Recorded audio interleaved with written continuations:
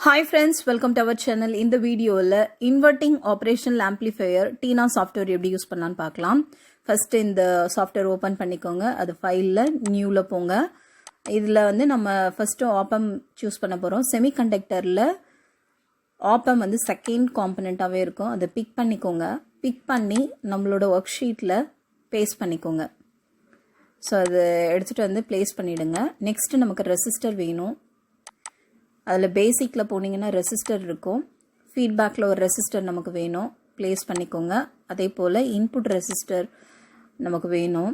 So inverting டெர்மினலுக்கு நேராக ஒரு ரெசிஸ்டர் ப்ளேஸ் பண்ணிக்கலாம். இன்புட் கொடுக்கணும். வோல்டேஜ் ஜென்ரேட்டர் பேசிக்லேயே எடுத்துக்கலாம், இல்லை சோர்ஸ்லேருந்து எடுத்துக்கலாம். கிரவுண்டு வேணும், கிரவுண்டு கனெக்ட் பண்ணிக்கோங்க, பிக் பண்ணி எடுத்துக்கோங்க. அடுத்து இன்னொரு கிரவுண்ட் வந்து நான் இன்வெர்ட்டிங் டெர்மினலில் கிரவுண்ட் பண்ணணும், அதையும் ப்ளேஸ் பண்ணிக்கோங்க. பேட்ரி வேணும். மைனஸ்க்கு மைனஸ், ப்ளஸ்க்கு ப்ளஸ் டெர்மினல் வர்ற மாதிரி கனெக்ட் கொடுக்கணும். ஸோ இதை வந்து அப்படியே கொடுத்துக்கலாம். கிரவுண்ட் இருக்குது, இது ரெண்டுத்தையும் கனெக்ட் பண்ணணும்னா கிரவுண்டு மஸ்ட்டு, கிரவுண்டு எடுத்துக்கலாம். காம்பன்சேட்டருக்காக ஒரு ரெசிஸ்டர் எடுக்கிறேன். இப்போ கனெக்ஷன் கொடுத்துடலாம். இன்வெர்ட்டிங் டெர்மினல், அதாவது நெகட்டிவ் டெர்மினல்லேருந்து ஒரு ரெசிஸ்டர் கனெக்ட் பண்ணுறோம். த்ரூ த ரெசிஸ்டர் நம்ம வோல்டேஜ் ஜென்ரேட்டரை வந்து கனெக்ட் பண்ணுறோம். ஒரு டெர்மினல் வந்து இந்த ரெசிஸ்டர்லேயும் அதோட எண்டு கிரவுண்ட் பண்ணிடலாம். அதே போல் நான் இன்வெர்ட்டிங் டெர்மினலில் கிரவுண்டோட கனெக்ட் பண்ணிடலாம். ஃபீட்பேக் ரெசிஸ்டர் அதை நெகட்டிவ் டெர்மினலில் கனெக்ட் பண்ணுறோம். இன்னொரு எண்டை வந்து அவுட்புட்டோட கனெக்ட் பண்ணலாம். ஸோ இதை நீங்கள் கனெக்ட் பண்ணும்போது மவுஸில் நிறைய ப்ராப்ளம்ஸ் வரும். இப்போ பாருங்கள், இந்த இடத்துல எனக்கு ப்ராப்ளம் வருது. ஸோ அந்த மாதிரி வந்ததுன்னா நீங்கள் என்ன பண்ணுங்கன்னா, ஜஸ்ட் செலக்ட் பண்ணிவிட்டு அதை டெலீட்னு ஒரு ஆப்ஷன் இருக்கும். செலக்ட் பண்ணிவிட்டு டெலீட்னு ஒரு ஆப்ஷன் இருக்கும், டெலீட் பண்ணிவிடுங்க. அதுக்கப்புறம் திரும்ப கூட நம்ம கொடுத்துக்கலாம். இதோட அவுட்புட் வந்து நான் எதில் கொடுக்குறேன்னா 6th பின், அதாவது அவுட்புட் ஆஃப் op-amp இதில் நான் கொடுக்குறேன். ஸோ இதில் வந்து ஒரு சின்ன பிரச்சனை வரும், சரியாக வரல, எனக்கு ஸ்ட்ரைட்டாக வரணும் அப்படின்னா கொஞ்சம் அட்ஜஸ்ட் பண்ணிக்கோங்க. ஸோ கர்சரை நீங்கள் அந்த இடத்துல கொண்டு வரும்போது உங்களுக்கு ஆரோ மார்க் ஒன்று வரும்.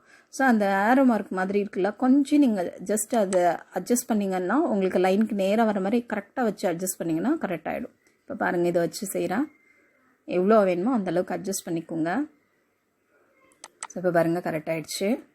நெக்ஸ்ட்டு இந்த காம்பன்சேட்டர் ரெசிஸ்டரை கண்ட்ரோல் ஆர் கொடுத்து ரொட்டேட் பண்ணி வச்சுக்கிறேன். எனக்கு ஒரு கிரவுண்ட் வேணும், அதை பிக் பண்ணி இந்த இடத்துல பேஸ்ட் பண்ணிக்கலாம்.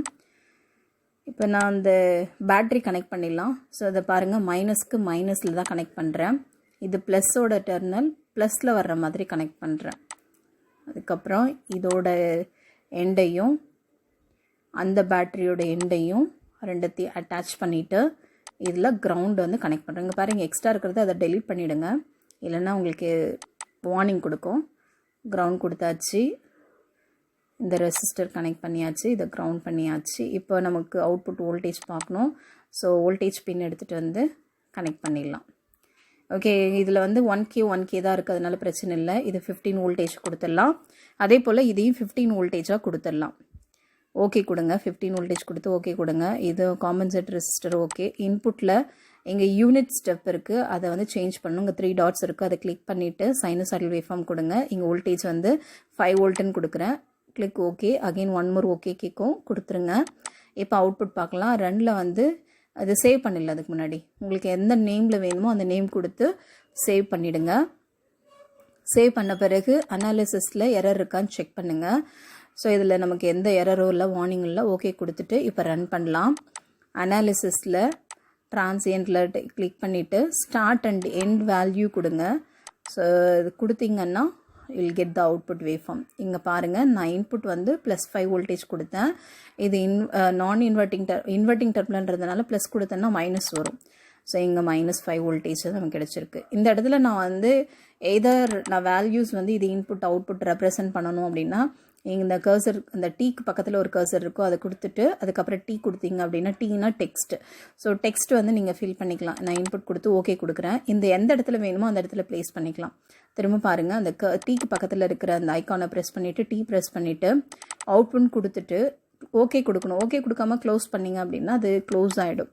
ஸோ அகெயின் திரும்பவும் அந்த மிஸ்டேக் நடக்கக்கூடாது அப்படின்னா திரும்பவும் நீங்கள் என்ன பண்ணணும், அந்த இடத்துக்கு போயிட்டு டீ ப்ரெஸ் பண்ணிவிட்டு டெக்ஸ்ட் டைப் பண்ணிவிட்டு ஓகே கொடுத்தா தான் உங்களுக்கு அது வரும்.